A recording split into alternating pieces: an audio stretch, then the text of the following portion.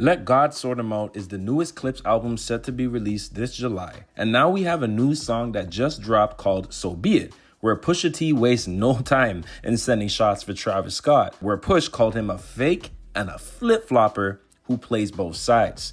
This stems from Travis previewing the song Meltdown from his 2023 album Utopia to Pusha T and Malice. I melt down the chains that I bought from your boss, give a fuck about all of that heritage shit. Drake's verse wasn't on the song at the time. Then sometime after that, the Drake verse was sent and the song was released. Fast forward to the present, and now the Clips have released their second single, and now Travis Scott fans are catching strays all over. Well, you know what? Let me correct myself. They're not strays. It's more like straight hellfire bombardment from all sides of the internet. I even seen some Drake and Kendrick fans agreeing on the matter, which happens once every, 10,000 years? Wow, perfectly balanced. This whole thing should be. But as fun as all the discourse may be, it's still being hijacked by emotional ass individuals that clearly don't know that this is hip hop. We can't have anything good without y'all throwing a temper tantrum on behalf of the artists you love, huh? Y'all are really labeling Pusha T a clout chaser for simply calling out Travis Scott on his foolishness? Nah, man. I would say this generation is soft as silk, but I'm even seeing people who are older than me make these outlandish takes. Calling out rappers on their behavior is all of a sudden clout chasing? What the hell is this cult, bro? And you know what's funny? Drake fans are the ones talking about Pusha T needs to sneak diss to sell records, as if they don't prop up Drake sneak dissing for years. Is there a Drake album with no sneak disses? I'll wait. And here's the thing. Why would you even bump Meltdown when the line about the chains is a lie? It was proven during the beef. Then you got OVO Mall tweeting things that could put him on an FBI watch list, like Iceman got a bomb. Get that shit out of here. Remember the last time y'all said you had a bomb? It was a dud. Let's even go back to the most recent example. It's fine when Drake sends his shots or sneak jabs in the Nokia music video and other songs, right? But as soon as Kendrick responds or Pusha responds, they're the ones dragging the beef? As if he isn't currently suing due to a song Kendrick made, as if he wasn't still sending shots to Pusha T well after their beef had ended, and as if Drake, allegedly, because you guys know it's suing season, wasn't trying to get Kendrick's Toronto GNX shows canceled in replacement of OVO Fest.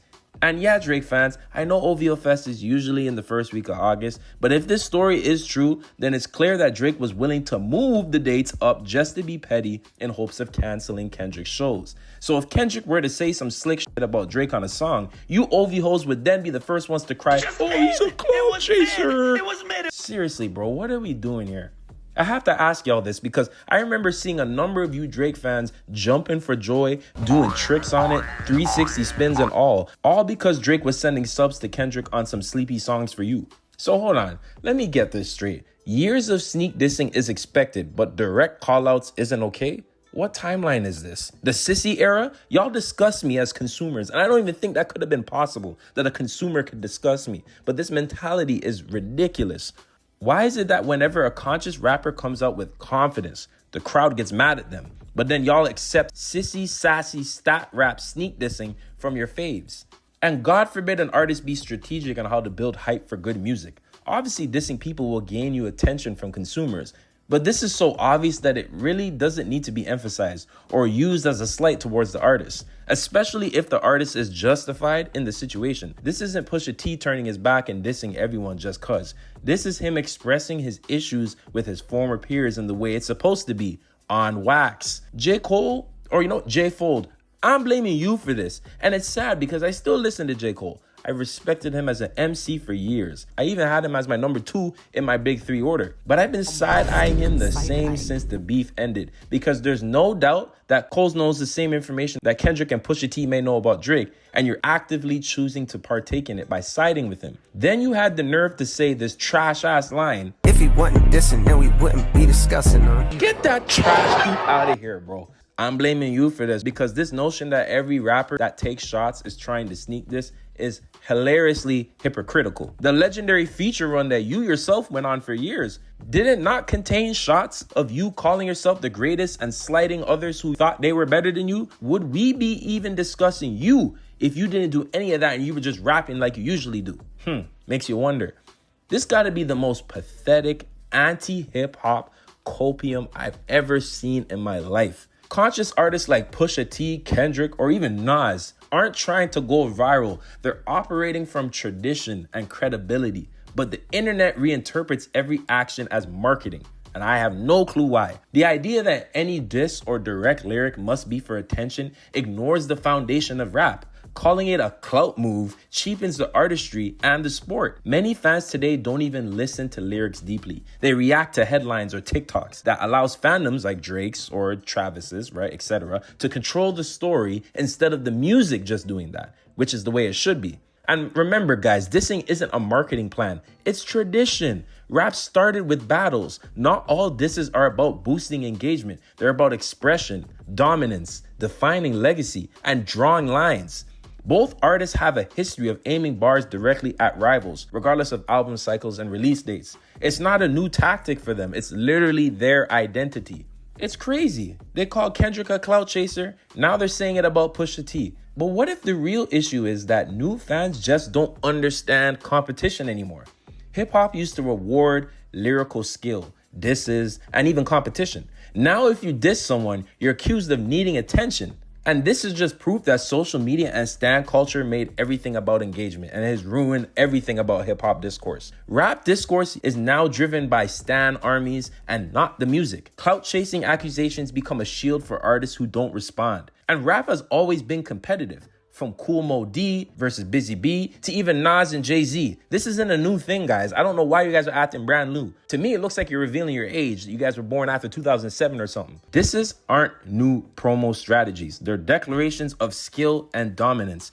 People forget the best rappers diss. That's part of what makes them the best. Pusha T doesn't need clout. He has a legacy, acclaim, and already a cult following. Kendrick's career was never based off virality. It's based on impact, and you guys know that. These guys diss because they believe in the craft, not for likes. They're barely online. They don't even use social media like that unless they're putting out their music, and that's how it should be.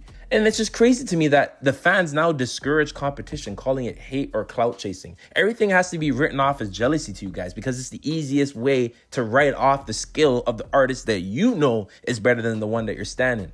This truly just softens the genre and turns it into a popularity contest, which has been like that for the last mainly 10 to 15 years or so, but especially within the last 5. So if we let fandoms kill competition, we simply kill what makes hip hop hip hop. So calling someone a clout chaser is easy, but if we stop valuing competition, we'll be left with nothing but vibes and no verse worth remembering. Let me know in the comments, do you think dissing still has a place in hip hop, or are fans rewriting the rules? This is crazy. I'm not even gonna lie to you. I'm here listening to this Pusha T and Malice track. It's sounding crazy. I'm loving the production. You know, Pharrell's doing his thing. We know this album all around is gonna sound nice. And every time these guys drop or have a headline, yes, they're airing out their grievances with their past peers, but God forbid they do that. You don't like it when they respond on wax because they're doing it for clout. You don't like it when they're letting you know in advance that this is going to be on the album, and why I'm saying these things about these individuals, because you guys are saying it's a marketing strategy. But then when your favorite artist goes on a track and subs and sneak disses and does all that weird, you know, friendly, but I'm not your friend, but I'm going to sub you energy, you guys love that stuff, right? Like I said, when Drake did the Nokia video and you guys were talking about all the Easter eggs and the little petty things he was doing to respond back to Kendrick, you guys were jumping up and down like goofy goobers, right? Happy with enjoyment that Drake was sending shots. But as soon as anyone responds, a Kendrick, a Pusha T, or whoever else responds, you guys start getting in your pants about it being for marketing. So is Drake, J. Cole, the people who accuse these artists of doing these things, are they not guilty of doing the same thing? This has ruined the discourse of hip hop. It's so bad. And you guys are selective with it. That's what makes it even worse. You guys wouldn't do this to a different artist, right? Depending on if it's the artist you like in the moment. And since that always switches, who knows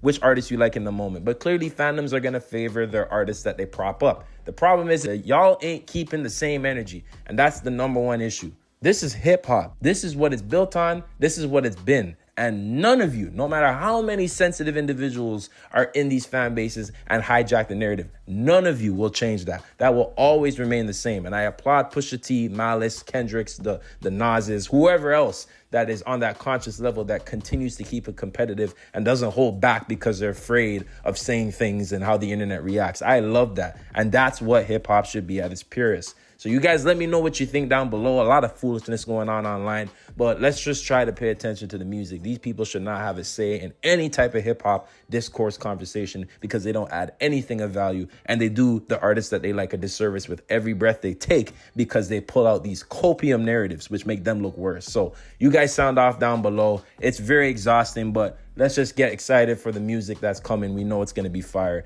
I appreciate all the support you guys have been giving me. Don't forget to like, comment, share, and subscribe for more. Check out my review of the GNX Toronto shows. I went to both dates, had the time of my life. I'll leave the link in the description. Thank you guys for the support all around, and I hope you all have a wonderful day. Stay blessed and stay tuned. Tell me, I don't wanna talk on no selling. You know I got language barriers. There's no accent you can sell me. You're cold and ivory, you know I'm a selfish. The crown is heavy. I pray they ain't my real friends. If not,